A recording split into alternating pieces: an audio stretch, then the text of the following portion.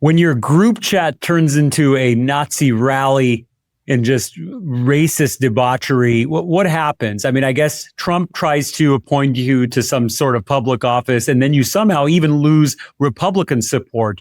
That's what we're talking about today. We're talking about Paul Ingrassia, a character who thought that publicly sharing or even privately saying crazy racist things wasn't going to come back and bite him. We're going to dive into the world of toxic sludge and just racism and these text messages that just surfaced and probably, hopefully ruined this guy's career. This guy's it's a double header. It's a MAGA Muppet. We're going to talk about the position that he was trying to get into and how he's never going to make it in there. I'm Shant Karnikian. That's Brian Kabateck. This is Civil Action on the Legal AF Network. Well, today we're talking about Paul Ingrassia. Brian, where do we kick this off? What do we start with? Well, let's start with, first of all, the position that he was nominated for, which required Senate confirmation of that special counsel. Now, that's the U.S. Special Counsel. That's the person who investigates political corruption, government officials, sensitive issues. This is, a very key position. It's supposed to be independent. It's supposed to be protecting the United States. It's supposed to be protecting us from people within. And that's the job that he was nominated for. He already had jobs, and we'll talk about those in a second. Currently still has a job in the Trump administration, which didn't require Senate confirmation. So let's then switch to exactly who is Paul Ingrassia. Yeah, so he's an interesting character. He is I guess he's technically a lawyer. Maybe he won't be for a long time, for much longer after this stuff, but he went to Cornell Law School. I think his only real legal experience is he worked for Joseph McBride, who's one of the guys that defended a number of January 6ers, and Andrew Tate. So you could already tell he's probably an upstanding citizen surrounded by great people. He kind of gained a lot of traction when Trump started sharing some of the articles he wrote on Substack. And because of that, he got, he somehow got sucked into come on, Shant, there's a lot more on this guy. We gotta. I'm talking about his background, his professional qualifications. He's been admitted to practice law as far as we can tell for a year. Long time, experienced legal mind, great 30. Legal scholar, great legal scholar. 30, and he's been admitted to practice law for a year, and he was going to be the special counsel for the United States of America. For a little while, for a couple of months, at least his LinkedIn lists him as being the White House liaison for the Department of Justice. But then I think he had issues with Pam Bondi. Is that right? He was that job for a month, and then they switched him to the liaison with Department of Homeland Security, where apparently he got along better with Kristi Noem because he's still in that job, right? Does this guy have blackmail information on Trump? Is that how he's getting these jobs? I mean, I can't figure this out. He seems completely unqualified. Not that stopped people in the Trump administration before, but this guy, as you pointed out, he's been one of these bloggers and one of these commentators and super MAGA.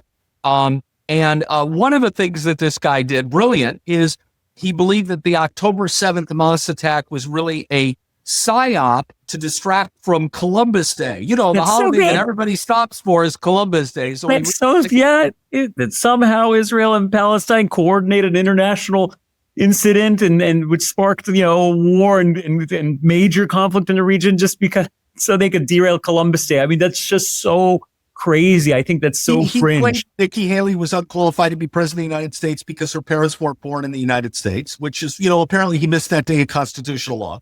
Yeah.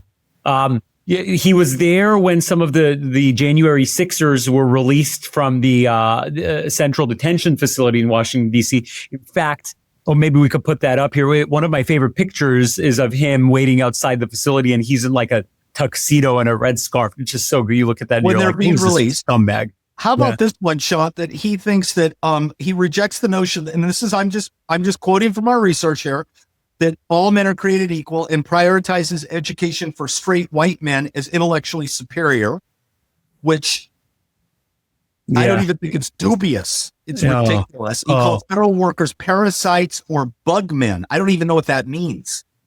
I think a lot of the fallout for this is, for the position he was nominated for and a lot of the issues that came up is because there was this, I believe, Washington Post article that referenced a number of texts he allegedly sent in this group chat. I'll read some of the words from there, some of the exchanges he had. he wrote, this is probably... Before you read it, I just want to point out, fine. I just want to point, I'm sorry I'm interrupting you, and I know that frustrates you today, but it's just, this is just so unbelievable. These aren't like when he was in college or high school. It's from this year. What you're going to talk about now is from this year. Yeah. Oh, this isn't like something someone could blow off as locker room talk, or I was a young kid back then. Yeah, this is like recent exchanges he had.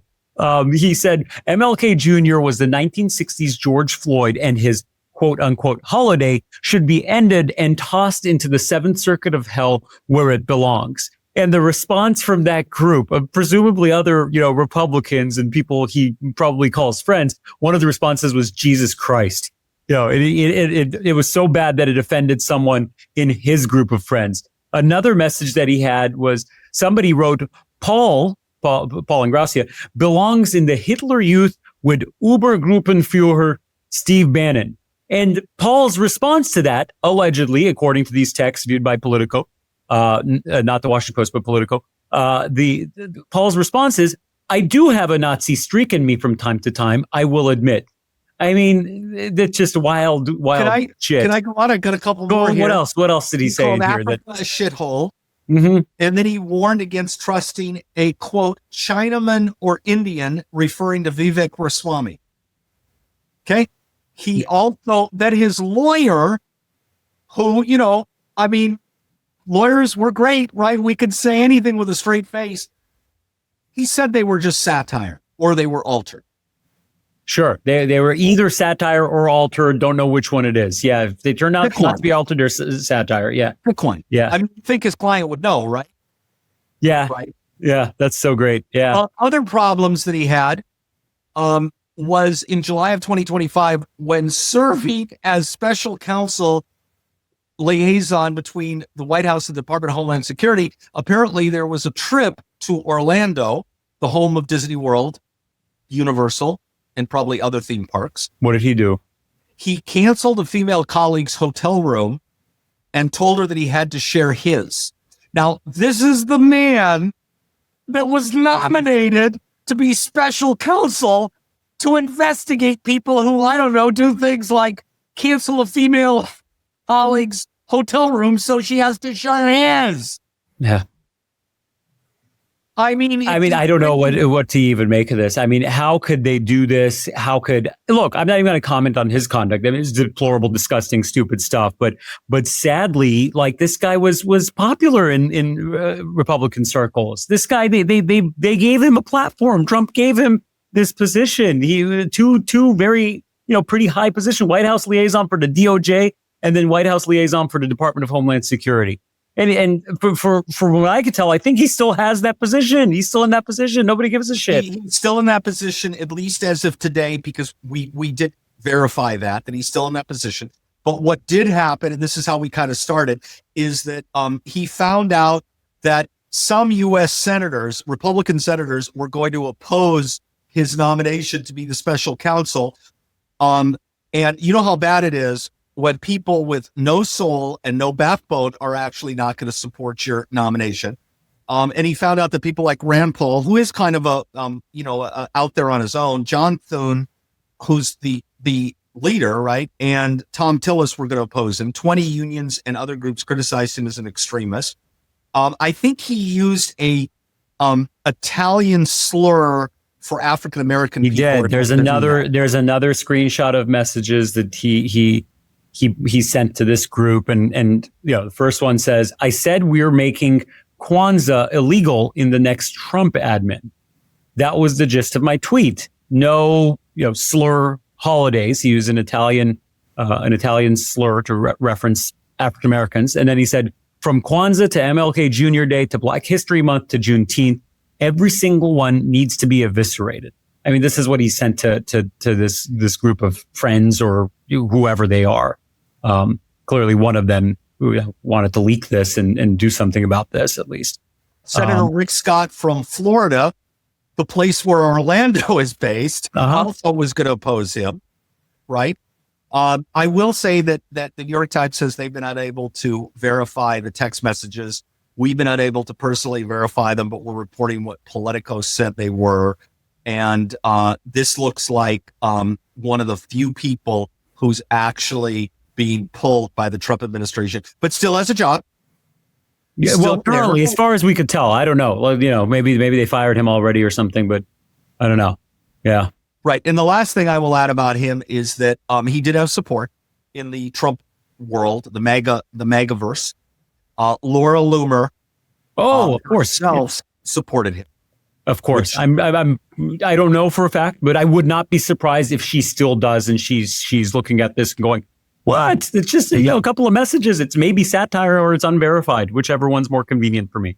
I'm actually kind of surprised that the administration is somehow impacted or affected or has a reaction to this type of revelation. I'm kind of surprised, but I'm glad there's still some things that are too far for Republicans and even for this administration. I'm glad that we took a barrage of racist alleged messages that we haven't verified but is being reported. It took a barrage of that for them to go, well, maybe this guy, maybe we should stay away from him. Maybe we should keep a little bit of distance from this. So I'm glad that at least they have some line in the sand that they'll draw. This is too much.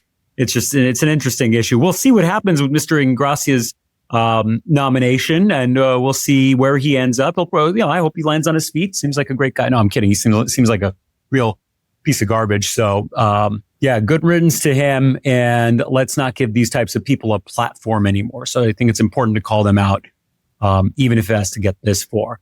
So thanks for tuning in. We'll keep you posted on what happens with this guy. This has been another installment of Civil Action on the Legal AF Network. I'm Shant Karnikian. That's Brian Kabateck over there.